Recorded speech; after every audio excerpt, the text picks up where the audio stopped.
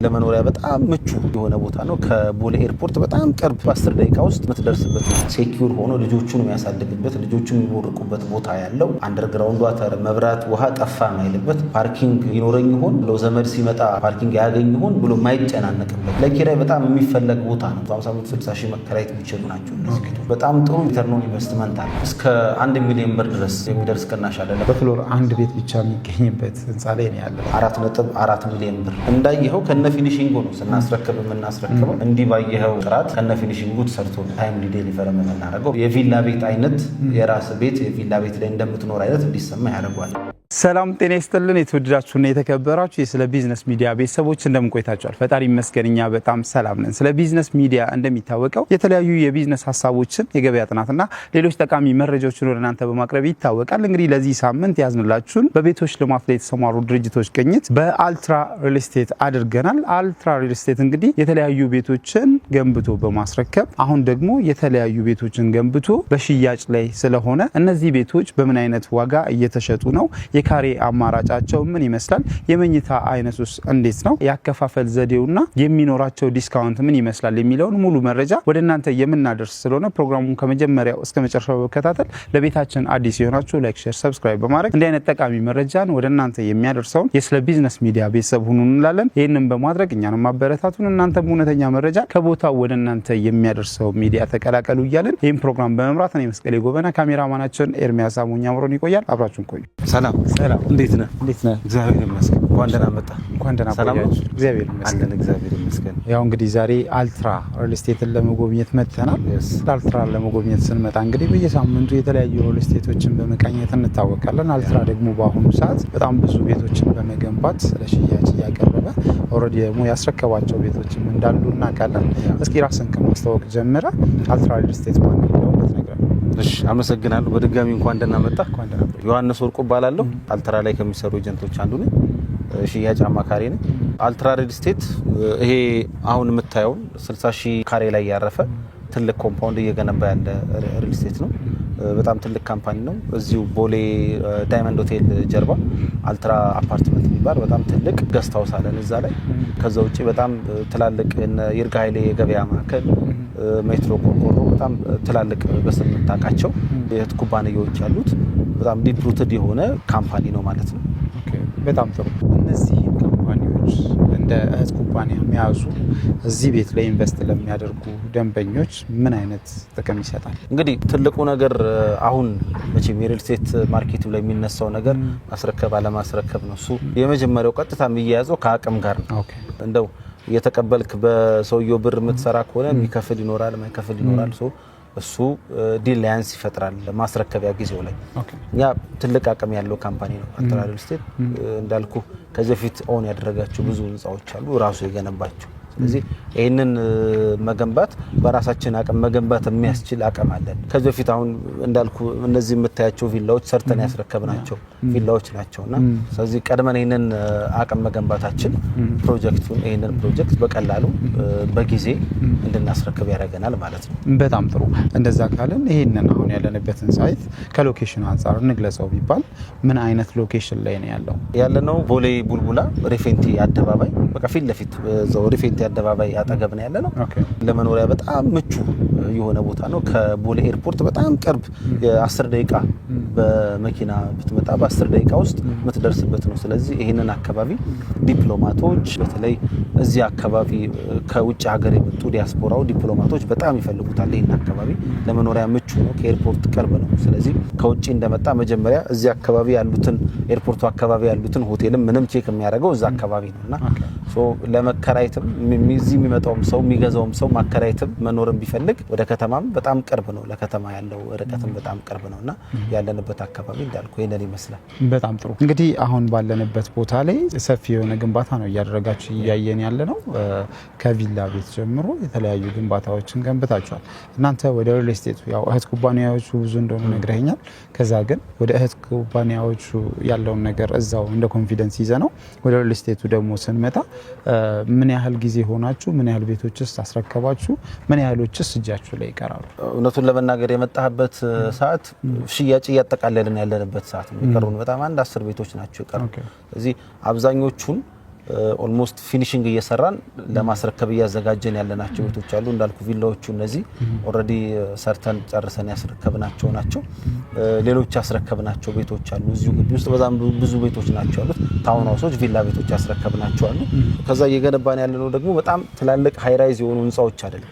G+3 እና G+4 ብቻ ናቸው። ስለዚህ በጣም ወደ ውስጥ ገብቶ መሰረት መቆፈር ማይጠይቅ ወደ ላይ ወጥቶ ደግሞ የሰውንም ጊዜውን ኢንቨስት አድርገ ጊዜህን እንደው ብዙ አመት መጠበቅ የማይፈልግ ስራ ነው እየሰራን ያለነውና ሽክፍ አድርገን በአንድ አመት ጊዜ ነው እኛ የምናስረክበው።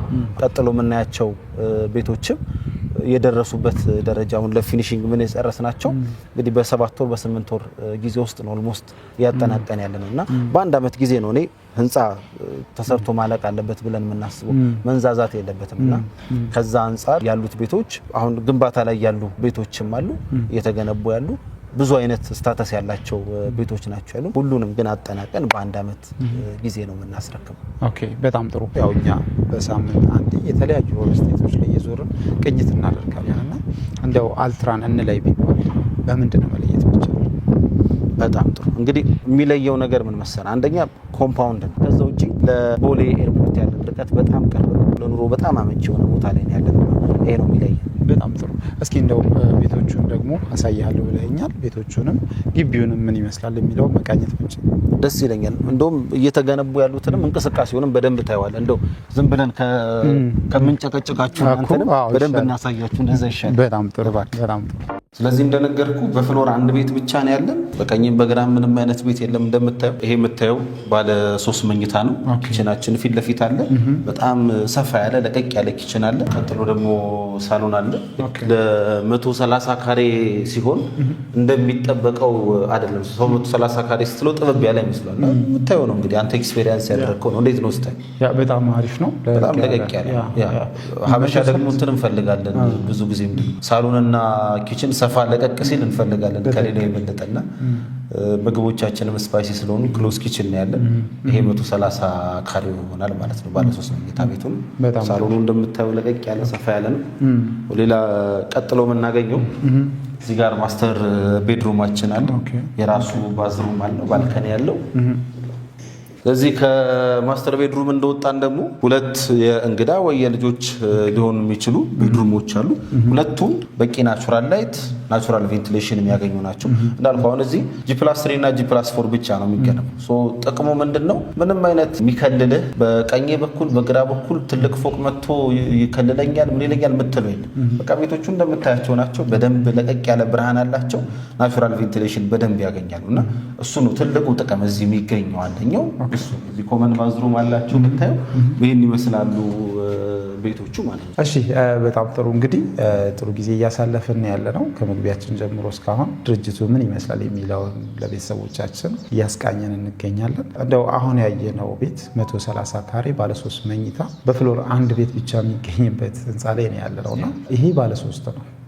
ሌሎች ባለ 2 ባለ 1 ሌላ አማራጭ ይኖረናል። የካሬ አማራጮችም ካሉ ንገረኝ። ቆንጆ ያለን የካሬ አማራጭ ሁለት ናቸው። የቀረን አሁን ባለ 2 መኝታ 2 ቤት ቀርቶ ነው የመጣው። 110 ካሬዎች ናቸው የቀሩት 2 ቤት ብቻ ናቸው። እንዳጠቃላይ የሚቀረን በጣም ትንሽ ቤት ነው የምታየው። እንግዲህ ወደ 60,000 ካሬ ላይ ያረፈ ኮምፓውንድ ነው። ግን እየሰራን እያሳየን ስለሆነ ከዛ ደግሞ እንዳልኩ ሃይ ራይዝ ቢልዲንግ አይደለም እየገነባን ያለ ነው። ሞር የምንጨነቀው ብዙ ማግኘቱ ላይ ሳይሆን ሰው ክላስ ያለው ኑሮ እንዲኖር የሚገባው የከፈለበትን እንዲያገኝ እንፈልጋለን እና ከዛ አንፃር ያሉት ቤቶች ትንሽ ናቸው ልፈልጌ ነውና 130 ካሬ አሁን ይሄ ያለንበት 130 ካሬ ባለ 3 መኝታ ነው። ሌላኛው ተጨማሪ 110 ካሬ ነው ያለን። ኦኬ በጣም ጥሩ። ስለዚህ ባለ 2 እና ባለ 3 ብቻ ነው አማራጭ። ባለ 2 እና ባለ 3 ብቻ ነው ያለን አማራጭ። ከዛ ውጪ እንዳየኸው ከነ ፊኒሺንጉ ነው ስናስረክብ የምናስረክበው። እንዲህ ባየኸው ጥራት ከነ ፊኒሺንጉ ተሰርቶ ነው ታይምሊ ዴሊቨር የምናደርገው በዛ መልኩ።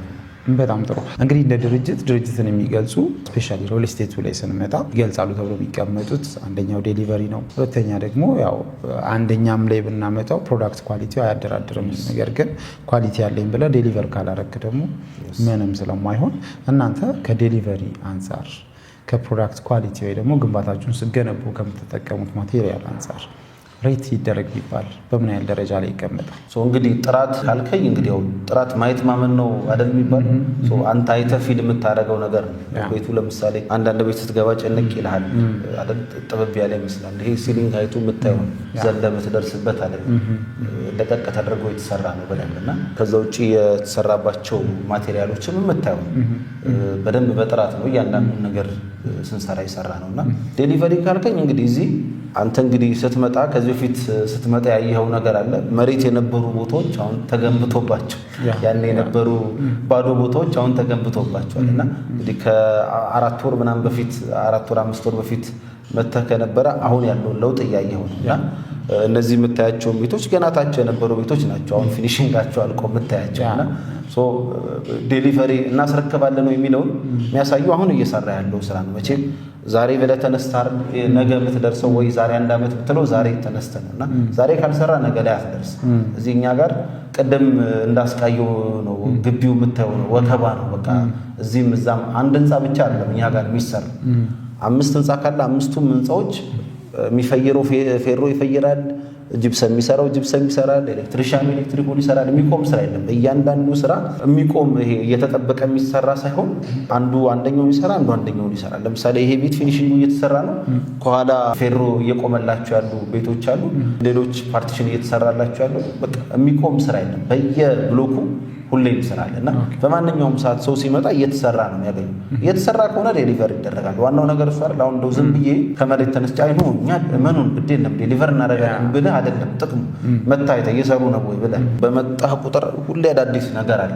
አሁንም ስትመጣ እንዳየኸው ነው። ይሄ ቀለም አልተቀባም። አንተ ስትመጣ ገና ታችን ነበር። አሁን ቀለም ተቀብቶ ይሄ ፊኒሺንጉ ተሰርቶ ነው የምታየውና የዛሬ ሳምንት ብትመጣ ሌላ የተለየ ነገር ታያለህ። ሳምንት ብትመጣ እንደዚህ ሰው እናስረክባለን ስንል ይሄ ነው የማስረከብ ሂደቱን የሚያፋጥነው መስራት ነው እንጂ ቁጭ ብለህ አይ ነው እናስረክባለን ምኑን ማለቱ አይደለም እንትን የሚለውና እኛም ለደንበኞቻችን ማቅረብ የምንፈልገው እሱ ነው። በትክክል በጣም ጥሩ።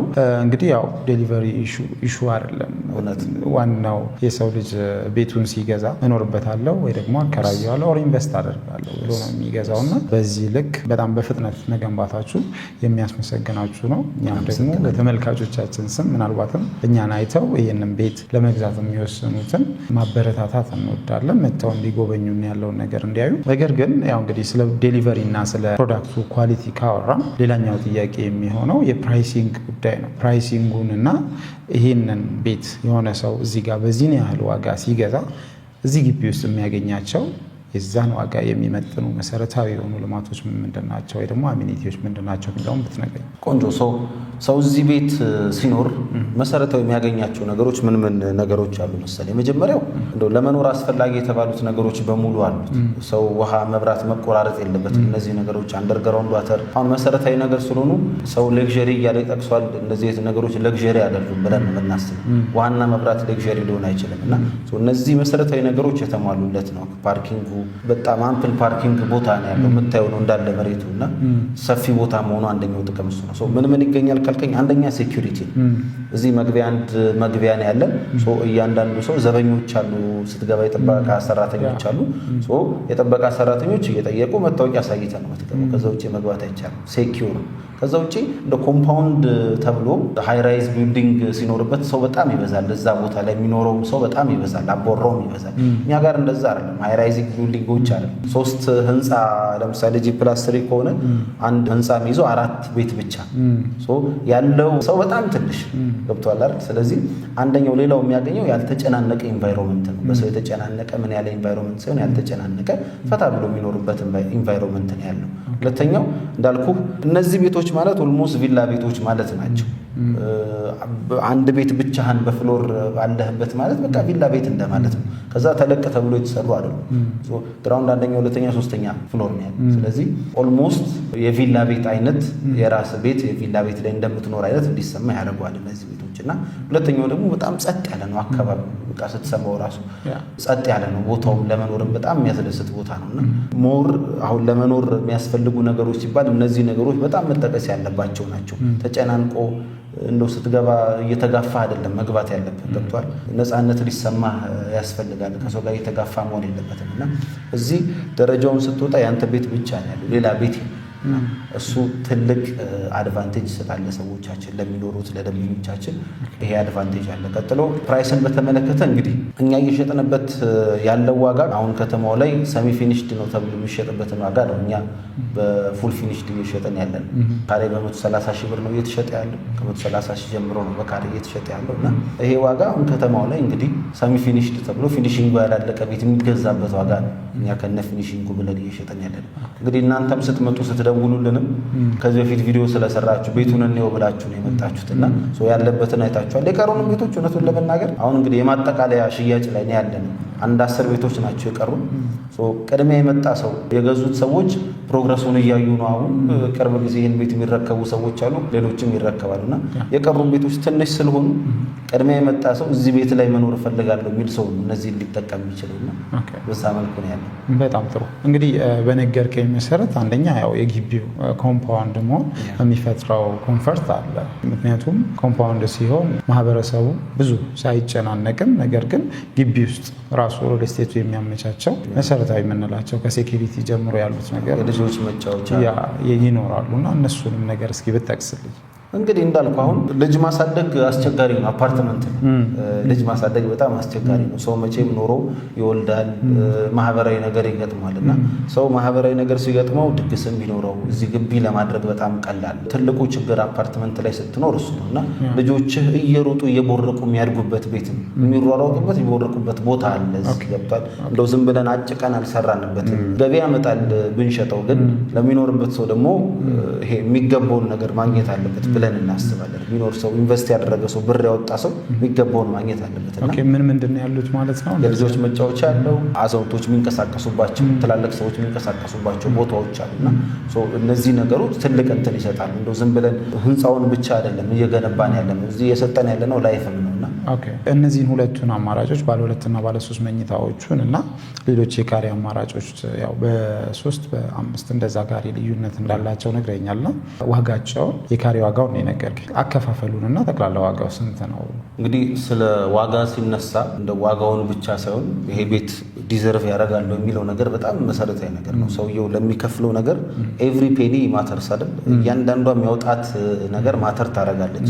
እያንዳንዷ የሚከፍላት ብር ሳንቲሟ ማተር ታደርጋለች። እኛ ጋር ስትመጣ ማተር ታደርጋለች እና ሰውየውም ሲያወጣ ደግሞ ማተር የሚያደርግ መሆን መቻል አለበት። እና እንግዲህ ለጠየቀኝ ጥያቄ እዚህ ቦሌ ቡልቡላ ላይ ለቦሌ ኤርፖርት ቅርብ የሆነ ቦታ ላይ ኮምፓውንድ አፓርትመንት ሴኪዩር ሆኖ ልጆቹን የሚያሳድግበት ልጆቹን የሚቦርቁበት ቦታ ያለው አንደርግራውንድ ዋተር መብራት ውሃ ጠፋ ማይልበት ፓርኪንግ ይኖረኝ ይሆን ሰው እንደው ዘመድ ሲመጣ ፓርኪንግ ያገኝ ይሆን ብሎ ማይጨናነቅበት ቦታ እዚህ ኮምፓውንድ ላይ በጣም አብረውትም የሚኖሩትም ጎረቤቶች አፎርድ ማድረግ የሚችሉ 50-60 ሚሊዮን ብር አፎርድ ማድረግ የሚችል ቪላ መግዛት የሚችል ሰውዬ ነው አብሮት የሚኖረው ሰው። በጣም ክላሱ ከፍ ያለ ነው እዚህ የሚኖረው ሰውና እዚህ ቦታ ላይ እየሸጠን ያለ ነው። እንግዲህ ባለ 2 መኝታ 110 ካሬውን 14.8 ሚሊዮን ብር እየሸጠን ያለ ነው። ጠቅላላ ክፍያው ማለት ፉል ፊኒሽድ ነው አጠቃላይ ክፍያ ማለት ነው። 30% ነው ዳውን እንዲያደርጉ የምንጠብቀው። ቀሪው በአንድ ዓመት ነው የሚከፈለው። 30% ማለት 4.4 ሚሊዮን ብር ቅድሚያ ይከፍላሉ። ቀሪውን በአንድ ዓመት ጊዜ ውስጥ ከፍላ ያጠናቀቃሉ። በአንድ ዓመት ይረከባሉ ማለት ነው። ከአንድ ዓመት ወዲህም ወዲያም የለም ውልፍት የለም እስካሁን እንዳለ። ሌላኛው ባለ 3 መኝታ ያልኩ ነው 130 ካሬ እና 133 ካሬ ነው። ቅድም እንዳልኩ ያለን 2 አይነት አማራጭ ነው ያለው። 133 ካሬው 17.7 ሚሊዮን ብር ነው ፉል ፊኒሽዱ። ቅድሚያ ክፍያ የሚከፈለው ደግሞ 5.3 ሚሊዮን ብር ይሆናል ማለት ነው። ትልቁ ብር እኛ ጋር ያለው 17.7 ሚሊዮን ብር። ቀጥሎ 130 ካሬ አለች 3 ካሬ የምታንስ እሷ ደግሞ 16.6 ሚሊዮን ብር ትሆናለች። ቅድሚያ የሚከፈለው ደግሞ ሞስት ወደ 5 ሚሊዮን ብር ቅድሚያ ይከፈላል ማለት ነው። 30% ቅድሚያ ከፍለው ቀሪውን ደግሞ በአንድ ዓመት ጊዜ ይከፍላሉ ማለት ነው። በዚህ መልኩ ነው ያለን። ኦኬ በጣም ጥሩ። የሆነ ዲስካውንት ይኖረናል አንዴ ቢከፍሉ ያከፋፈል ሂደታቸው ላይ ምናልባት ምን አይነት ዲስካውንት ኦፕሽኖች አለን? ከ50% ጀምሮ ለሚከፍል ሰው ዲስካውንት አለን። 50% ሲከፍሉ 3% እስከ 6% ድረስ የሚደርስ ዲስካውንት አዘጋጅተናል። እዚህ አይነት ቦታ ላይ እንዳልኩ የቀሩንም ቤቶች ትንሽ ናቸው። አንድ 10 ቤት ነው የቀረን። ግን መጨረሻ ላይ ነው የመጡት ብለን እነሱንም 100 አልፈለግም። አሁንም ለሚመጡ ሰዎችም 100 ለሚከፍል 6% ድረስ ሁለተኛ ቀናሽ አለን። ለዚህ እንግዲህ እስከ 1 ሚሊዮን ብር ድረስ የሚደርስ ቅናሽ አለ። ለምሳሌ ቅድም ያልኩ 17.7 ሚሊዮን ብር የሚያወጣ ባለ 3 መኝታ ፉል ፊኒሽድ ነው እያወራ ያሉት ሰሚ ፊኒሽድ አይደለም። እሱን 100% ለሚከፍል በ16.7 ሚሊዮን ብር የግሉ ማድረግ ይችላል ማለት ነው። አሁን ባልከኝ መልኩ እነዚህን ሁለት አማራጮች ተጠቅሞ ባለ ሁለቱን ወይ ደግሞ ባለ ሶስቱን የሆነ ሰው ቢገዛ ያው ቤቱን ሲገዛ ለኢንቨስትመንት አስቦ ገዝቶ መልሶ ሊሸጠው ቢያስብ ከአንድ ዓመት በኋላ የዚህ አካባቢ ዋጋ ምን ያህል ይሆናል እና ደግሞ ቢያከራየው ዛሬውኑ ወይ ደግሞ ቤቱን በተረከበበት ጊዜ ቢያከራየው በምን ያህል ብር በየወሩ ሊያከራይ ይችላል፣ ሪተርኑ ምን ያህል ነው የሚለው ማሰብ ስላለብን ማለት ነው። እንግዲህ እውነቱን ለመናገር አሁን ከአንድ ዓመት በኋላ የሚኖረው ዋጋ እንግዲህ ከአንድ ዓመት በኋላ የምናውቀው ነው። ግን አሁን እዚህ አካባቢ ባለው ያለቀ ቤት ሪል ታይም ዋጋ እንትን ካልነው ግን እዚህ አካባቢ ኮንዶሚኒየም እንኳን ባለ 3 መኝታ 8 ሚሊዮን ብር ነው የሚሸጥ። አፓርትመንቶች ምናልባት ሰው ዞር ዞር ብሎ ቼክ ማድረግ ይችላል 25-26 ሚሊዮን ብር ይሸጣል እዚህ አካባቢ እና አሁን ባለው ዋጋ እንኳን 25-26 ሚሊዮን ብር ይሸጣል። ይሄ ቤት የተጠናቀቀ ሲሆን ማለት ነው ፉል ፊኒሽዱ 25-26 ሚሊዮን ይሸጣል። ቀጣይ ዓመት ደግሞ አስበው እንግዲህ ራሱ ቤቱ የሚያወጣው ዋጋ እንደዚህ ምልህ 25-26 ሚሊዮን ብር ምልህ ነጠላ ፎቆች ነው፣ ኮምፓውንድ አይደለም። ኮምፓውንድ የመጀመሪያ ነው እዚህ አካባቢ የተሰራ ይሄ ቤት ያለውና እዚህ ኮምፓውንድነቱ የሚሰጠው ደግሞ ቫልዩ አለና በእርግጠኝነት 27-28 ሚሊዮን ብር አውጥተው አሁን እንደው ከ3 ወር ከ4 ወር በኋላ እንኳን የሚሸጡት እንደዛ ማግኘት ይችላል። ከዛ ውጪ ለኪራይ በጣም የሚፈለግ ቦታ ነው ኮምፓውንድ እንደመሆኑ እንዳልኩና እንደው በትንሹ 150 ሺህ ባለ 3 መኝታዎቹ 150-160 ሺህ መከራየት የሚችሉ ናቸው እነዚህ ቤቶች። በጣም ጥሩ ሪተርን ኦን ኢንቨስትመንት አለው እዚህ መግዛት የትኛውን ቦታ ላይ ከመግዛት የበለጠ ጥሩ ሪተርን ኦን ኢንቨስትመንት አለው። በጣም ጥሩ እንግዲህ ያው እኛ በገባን መልኩ መጠየቅ አለባቸው ብለን ያሰብናቸውን ጥያቄዎች ጠይቀናል። ምናልባት ደግሞ እኛ ያልጠየቅናቸውን ጥያቄዎች መጠየቅ ለሚፈልጉ ቤተሰቦቻችን ስልክ ቁጥርና አድራሻችሁን ትነግረኛለህ። ከዚህ ቀድመህ ግን ምናልባት ያልተናገርኩት መጥቀስ ፈልጋለሁ የምትለው ሀሳብ ካለ ጥቀስልንና ወደ ማጠቃለያው እንሂድ። እንግዲህ ብዙ መጠቅሰው ነገር የለም እንዳልኩ ማየት ማመን ነው። ሰው መጥቶ አይቶ ፈትሾ ነው ነገሮችን ማድረግ ያለበት። ቤት የሚመስል ነገር ስትገዛ ልብስ አይደለም ገብቷል። በአንድ ጊዜ አትወሰን ኮሌክቲቭ ዲሲዥን ይፈልጋል እና ሰው መጥቶ ቼክ ማድረግ መቻል አለበት። እየተሰራ ነው የሚለውን መጥቶ ባይኑ ማየት መቻል አለበት እና የገዙን ደንበኞች እንግዲህ 90% የሚሆን ሽያጫችንን አጠናቀናል። የቀሩን 10 ቤቶች ብቻ ናቸው። እነዚህን 10 ቤቶች ቀድሞው የሚመጣ ሰው ተጠቃሚ ይሆናል። እንደዚህ አይነት ቦታ ላይ ቤት ማግኘት ይችላል እና ከውጭ ሀገር ያሉ ደንበኞቻችንም ዲያስፖራው ይህን ቤት ማግኘት ከፈለገ ሀገር ውስጥም ያሉ ቤት የመግዛት ፍላጎት ያላቸው ደንበኞች ምናልባት ያልጠቀስነው ነገር ካለ ግራ የገባቸው መጠየቅ የሚፈልጉት ነገር ካለ በአካል መምጣትም ከፈለጉ ሳይት ለመጎብኘት ቀጠሮም ለመያዝ ደግሞ ከታች ያለውን ስልክ መጠቀም ይችላሉ። በ0946 113174 ቀጥታ ሊደውሉልንም ይችላሉ። ቴሌግራም፣ ዋትሳፕ ላይም ሊያገኙን ይችላሉ። መደወል ይችላሉ። ማንኛውም ሰዓት ሊያገኙን ይችላሉ። በጣም ጥሩ እንግዲህ ይህን የመሰለ የተጣራ መረጃ በሚባል ደረጃ እያንዳንዱን ነጥብ ነክተህ ያለምንም መከልከል ስለነገርከን ከልብ እናመሰግናለን። እኛም በጣም እናመሰግናለን። ኦነስት ሪቪው ስለምትሰሩ ያያችሁትን ነገር ቼክ እናድርግ ብላችሁ ድጋሚ ስለመጣችሁ እናንተንም በጣም እናመሰግናለን። እሺ እግዚአብሔር ያክብርልን።